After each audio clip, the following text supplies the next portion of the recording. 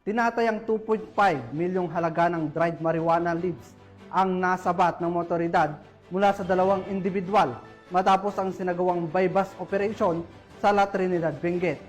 Police Master Sergeant Lenny Valerio, ibalita mo.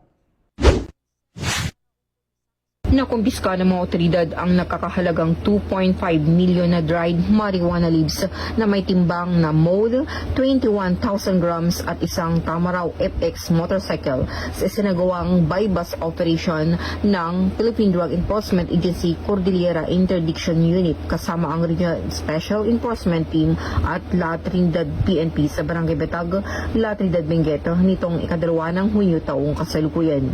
Nahuli ang dalawang lalaki na may edad 44 taong gulang, driver at residente sa Palina, Kibungan, Benguet at lalaking 31 taong gulang residente ng poblasyon La Trinidad, Benguet.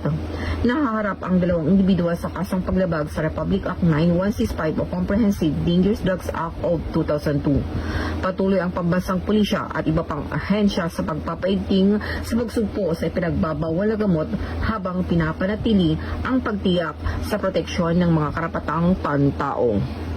Mula dito sa home of the most disciplined cops, Camp Major Barudangwa, La Trinidad, Benguet, ito ang iyong Police News Network Correspondent, Police Master Sergeant Lenny Valerio, alagad ng batas, tagataguyod ng balitang pulis.